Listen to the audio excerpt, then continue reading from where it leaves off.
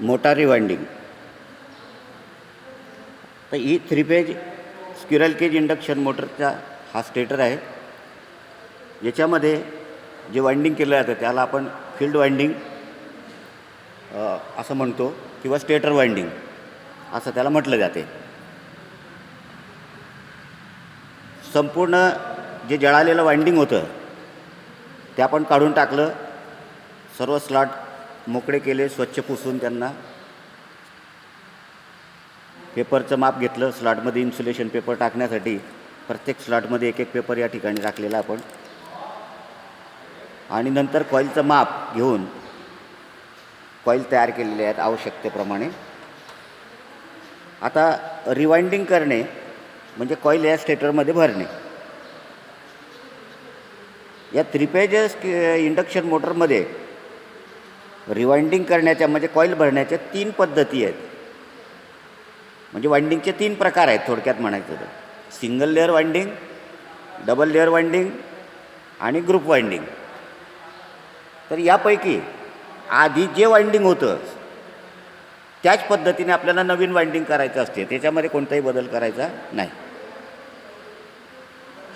आता यात single layer winding होतं म्हणून आपल्याला परत सिंगल लेअर पद्धतीनेच वाइंडिंग करायचं आहे. मग सिंगल लेअर वाइंडिंग करण्यासाठी आता त्या सिंगल लेअर वाइंडिंगची वैशिष्ट्ये आपल्याला प्रथम अभ्यासून घेणं गरजेचं आहे. आता हा जो स्टेटर आहे या स्टेटरमध्ये या ज्या खाचा दिसत आहेत आपल्याला यांना स्लॉट म्हटलं जातं. आता इथं आपण बोट ठेवून जर मोजलं आपण या ठिकाणी तर हे 36 स्लॉट आहेत. स्लॉटची संख्या या 3 फेज मोटर्समध्ये नेहमी एकतर 24 स्लॉट किंवा 36 स्लॉट किंवा 48 स्लॉट किंवा 54 स्लॉट किंवा 72 स्लॉट अशीच असते. मग आता या मोटरमध्ये 36 स्लॉट आहेत. म्हणजे जसा स्टेटर असेल, स्टेटरची साईज लहान असेल तर स्लॉटची संख्या कमी असते. स्टेटरची साईज मोठी असेल तर त्या प्रमाणात स्लॉटची संख्या अधिक असते. परंतु ती याच पद्धतीने असते. एकतर 24 असेल, 24 नसली तर 36, 36 नसले तर 48, 48 नसले तर 54, 54 नसले तर 72 याप्रमाणे स्लॉटची संख्या असते. तर ही 36 स्लॉटची मोटर आहे. आता सिंगल लेअर वाइंडिंग, याच्यात सिंगल लेअर वाइंडिंग होतं. तर सिंगल लेअर वाइंडिंगची वैशिष्ट्य अशी आहेत की सिंगल लेअर वाइंडिंगमध्ये स्लॉटच्या संख्येच्या निम्मे इतक्याच कॉईल्स असतात. निम्मे म्हणजे निम्मे, म्हणजे 36 स्लॉट आहेत त्याच्यात 18च कॉईल असतील बसलेले. त्याच्यापेक्षा कमी नाही, त्याच्यापेक्षा जास्त नाही. स्लॉटच्या संख्येच्या निम्मे कॉईल सिंगल लेअर वाइंडिंगमध्ये. पहिला हा मग. दुसरा, या ज्या कॉईल्स आहेत सिंगल लेअर वाइंडिंगमधील या सर्व कॉईलचा आकार, या सर्व कॉईलचा आकार, वेढ्यांची संख्या म्हणजे या तारा आपण जे मोजतो ते आकार, वेढ्यांची संख्या, तारेचा गेज, वजन आणि कॉईल पीच हे सर्व सारखंच असते. सर्व कॉईलचं त्याच्यात बदल होत नाही. नंतर या कॉईल भरताना सिंगल लेअर वाइंडिंगमध्ये कॉईल भरताना एक स्लॉट सोडून पुढची कॉईल भरायची असते. एक स्लॉट सोडून एक स्लॉट सोडायचा. त्याच्यानंतर सिंगल लेअर वाइंडिंगमधील प्रत्येक स्लॉटमध्ये एका कॉईलची एकच बाजू येते. प्रत्येक स्लॉट, आता हा स्लॉट भरून एकच कॉईल येणार आहे. त्याच्यामुळे कॉईल अशी जाड वाटते आपल्याला, वेळ्यांची संख्या जास्त वाटते. कोणताही स्लॉट रिकामा सुटत नाही. ही सिंगल लेअर वाइंडिंगची वैशिष्ट्ये आहेत. मग याप्रमाणे आता आपल्याला प्रॅक्टिकली सिंगल लेअर वाइंडिंग कसं केलं जाते ते बघायचं आहे. आता सुरुवात करायची आपल्याला. पहिली कॉईल भरताना थोडी काळजी अशी घ्यायची असते की हा जो स्टेटर आहे या स्टेटरमध्ये कनेक्शनची बाजू जी आहे म्हणजे सर्व कॉईलची टोकं ते कनेक्शनच्या बाजूकडे यायला पाहिजेत. तर कनेक्शनची बाजू नेमकी इकडे आहे की इकडे आहे हे कशावरून कळते? तर या ठिकाणी आपल्याला दिसतं की इथून हे होल केलेले आहेत, छिद्र केलेले आहेत. म्हणजे इथून कनेक्शनच्या वायर बाहेर येण्यासाठी जागा आहे. म्हणजे ही कनेक्शनची साईड आहे, इकडे नाही आहे. बऱ्याचदा दोन्ही बाजूने असते, त्याच्यामुळे मग इकडे घेतलं किंवा इकडे घेतलं तरी चालते. परंतु इथं हे आपल्याला दिलेलं आहे, हे बघायचं आणि सर्व कॉईलची टोकं जे आहेत भरत असताना याच बाजूला यायला पाहिजेत. आता आपण या ठिकाणी बघूया. ही पहिली कॉईल, एक कॉईल आहे. या कॉईलला याप्रमाणे थोडंसं मोकळं करून घ्यायचं.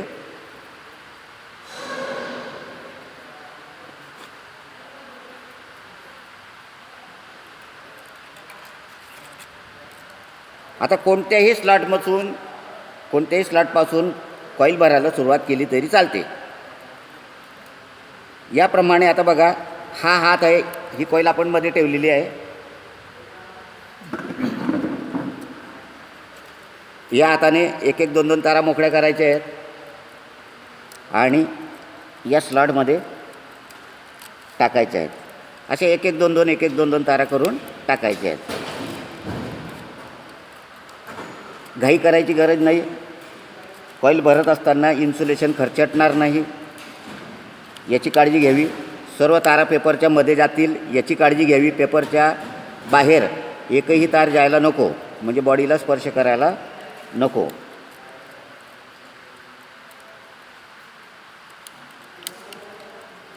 याप्रमाणे या सर्व तारा बसून झालेल्या आहेत.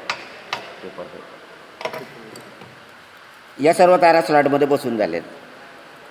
परत एकदा बघून घ्यावं की सर्व तारा व्यवस्थित भरल्या आहेत का, सर्व तारा पेपरच्या आतच आहेत का, एखादी तार पेपरच्या बाहेर तर गेलेली नाही याची अशी खात्री करून घ्यायची. खात्री केल्यानंतर लगेच याच्यावरून इन्सुलेशन पेपर टाकायचा आहे. याप्रमाणे आपण पेपर तयार करून घेतलेले आहेत. हा पेपर आहे. हा पेपर या ठिकाणी असं ठेवला, इकडून बघायचं, असा हा पेपर पुढे लोटायचा. सर्व तारा जे आहेत, सर्व वेढे जे आहेत ते त्याच्या खाली झाकले गेले पाहिजेत. याप्रमाणे खात्री करून घ्यायची.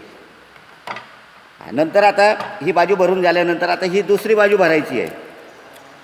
तर पहिली बाजू ज्या स्लॉटमध्ये भरलेली आहे तो स्लॉट आणि ही दुसरी बाजू ज्या स्लॉटमध्ये भरणार आपण तो स्लॉट, याच्यामधलं जे अंतर त्याला कॉईल पीच म्हणतात. जेव्हा आपण जळालेलं वाइंडिंग तोडतो तेव्हा ते कॉईल पीच व्यवस्थित मोजून नोंद करून ठेवावे लागते आणि त्याच पद्धतीने आपल्याला परत भरायचं आहे. आता इथे भरली म्हणून हा पहिला स्लॉट. तर 1 2 3 4 5 6 7 8 9 आणि हा 10, 1 ते 10. आता 1 ते 10 मध्ये म्हटल्यानंतर या 10व्या स्लॉटमध्ये भरायला सुरुवात करायची. एक एक दोन दोन तारा नेहमीप्रमाणे आपल्याला भरायच्या आहेत. घाई करायची गरज नाही.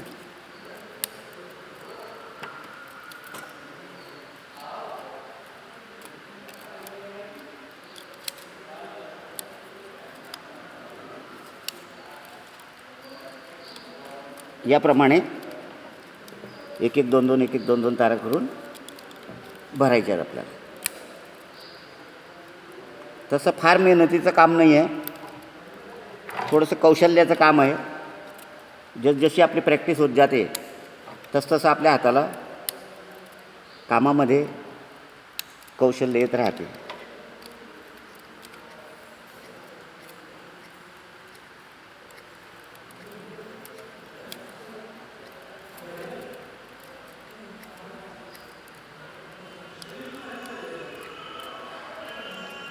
घाई मुळीच करायची नसते.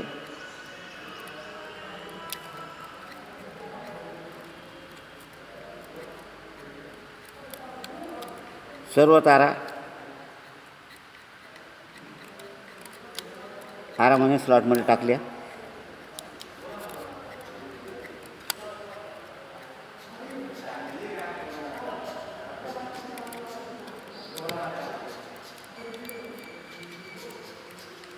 नंतर परत मोजून घ्यायचं स्लॉट म्हणजे कॉईल पीच बरोबर आहे का. 1 2 3 4 5 6 7 8 9 आणि 10 बरोबर. पुन्हा पेपर घ्यायचा,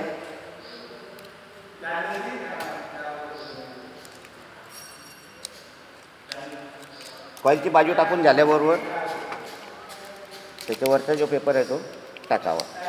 याप्रमाणे पेपरला हळूहळू पुढे लोटावं. हा पेपर टाकला गेला. आता या दोन्ही बाजू टाकून झालेल्या आहेत. दोन्ही बाजू टाकून झाल्यानंतर आता या कॉईलला आपल्याला आकार द्यायचा आहे.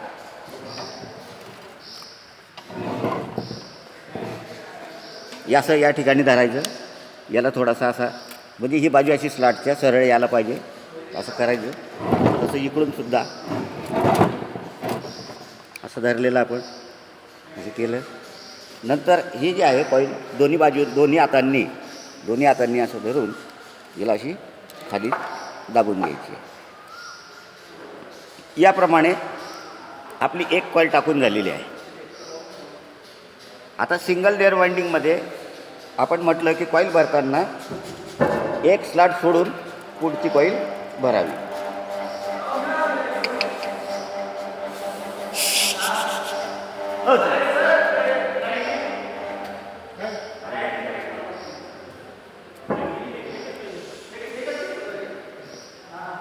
आता दुसरी कॉईल आपण म्हटल्याप्रमाणे एक स्लॉट सोडून पुढील कॉईल भरावी. तर आता इथून भरायला सुरुवात केली होती आपण, आता इकडे भरत चाललेलो आहेत आपण. तर ही कॉईल भरल्यानंतर याच्या पुढचा स्लॉट सोडून द्यायचा आणि त्याच्या पुढच्या कॉईलमध्ये पुढच्या स्लॉटमध्ये ही पुढची कॉईल भरायची. कॉईल स्टेटरमध्ये अशी जात नसेल तर तिला थोडंसं याप्रमाणे दाबून घ्यावं. हे दाबल्यानंतर आता एक स्लॉट सोडून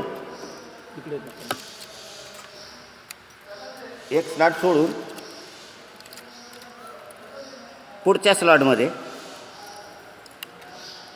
परत त्याच पद्धतीने एक एक दोन दोन तारा घेऊन स्लॉटमध्ये टाकायच्या आरामाने.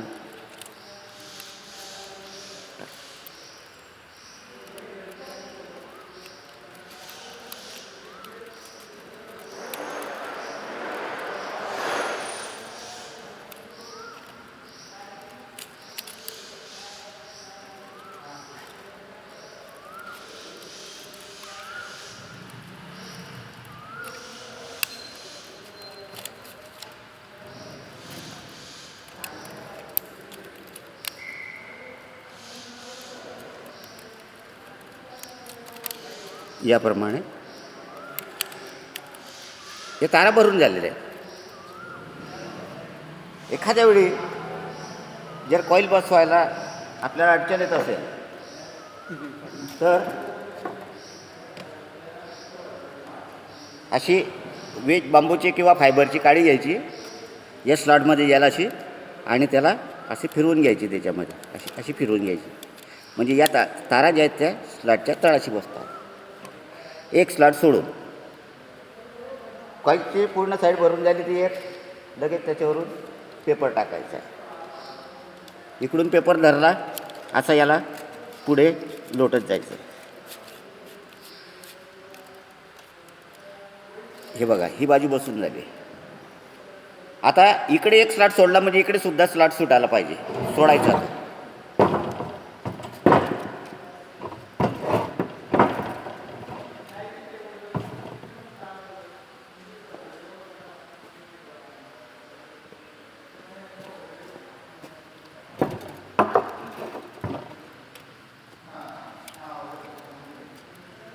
स्टेटर एवढ्यासाठी फिरवला आपण की काम करताना आपल्याला स्लॉट दिसला पाहिजे, तो तळाशी आला पाहिजे असा, म्हणून आपण हे स्टेटर फिरवून घेतला.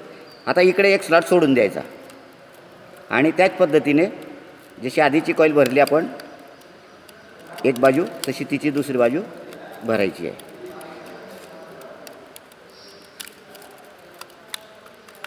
आता ही पण 1 ते 10 मध्ये सर्व कॉईलच्या कॉईल पीच, एका कॉईलचं 1 ते 10 आहे तर सर्व कॉईलचा कॉईल पीच 1 ते 10च असेल. सिंगल लेअर वाइंडिंगमधला कॉईल पीच नेहमी समसंख्येत असतो, समसंख्येतच असतो. 1 ते 10, 1 ते 12, 1 ते 8 असं जो निघाला आधीचा तो समसंख्येत असतो. इथं 1 ते 10 होता. आता 1 ते 10 प्रमाणे आपण सर्व कॉईल क्रमाक्रमाने एका पुढे एक भरणार आहोत.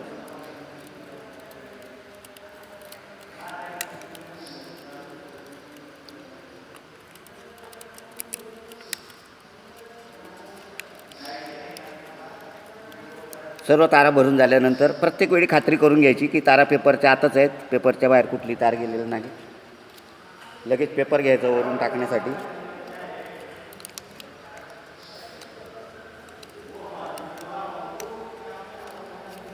वरून पेपर टाकावा.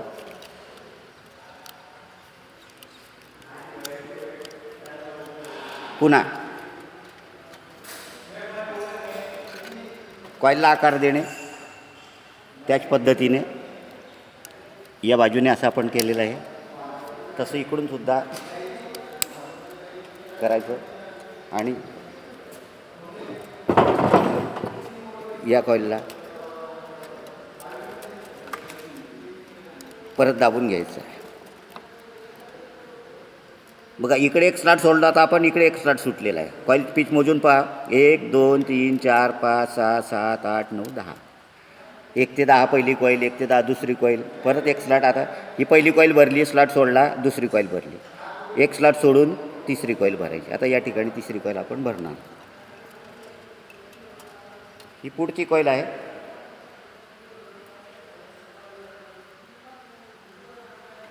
याच पद्धतीने एक स्लॉट सोडून आरामाने पुढची कॉईल भरतोय आपण.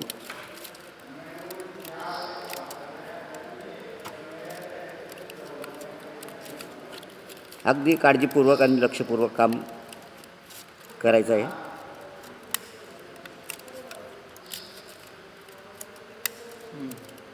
प्रकाश, हवा भरपूर राहील अशा ठिकाणी काम करावं, म्हणजे काम करताना त्रास होत नाही, कामात मन लागते आणि कमीत कमी वेळामध्ये अतिशय सुबकतेने काम केलं जाते.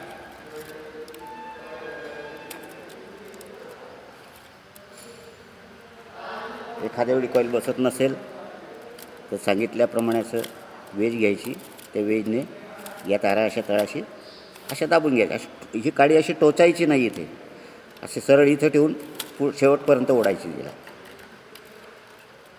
याप्रमाणे स्लॅटच्या टोकांवर हे टोक दाबायचं आणि थोडंसं असं मागे पुढे करून बघायचं, म्हणजे ढिली होईल ती, म्हणजे पेपर टाकायला त्रास होणार नाही. हा पुढचा पेपर आहे. या ठिकाणी परत हा पेपर ठेवलेला आहे. सहज पेपर बसतो. एक बाजू भरून झाली. या कॉईलची आता दुसरी बाजू. जसं इकडे एक स्लॉट सोडलेला आहे तसं पुढचा स्लॉट सुटतच जाईल तो. असं कॉईल थोडीशी लांबून घ्यायची. इथे ही कॉईल भरलेली आहे, हा स्लॉट सोडून इथे भरायची. आता याला एक एक दोन दोन तारा करून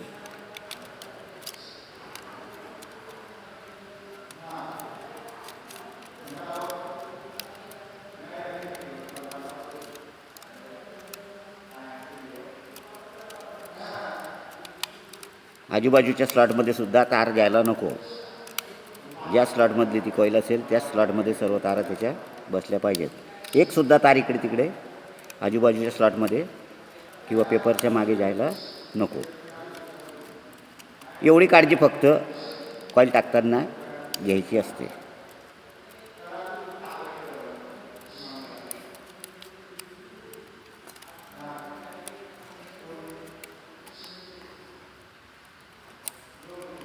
कॉईल बसत नसेल वेजच्या साहाय्याने अशी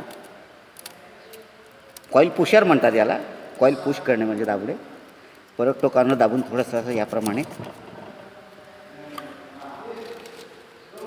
कॉईलची बाजू टाकून झाली की लगेच पेपर टाकावा न चुकता.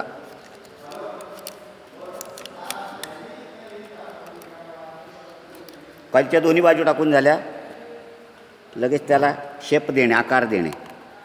याप्रमाणे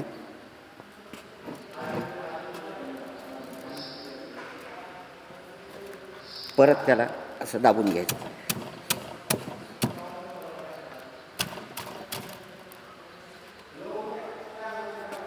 बघा ही कॉईल आता भरलेली आपण. एक स्लॉट इकडे सोडला होता, एक स्लॉट इकडे सोडला आहे. बघा कॉईल पिच 1 ते 10ची.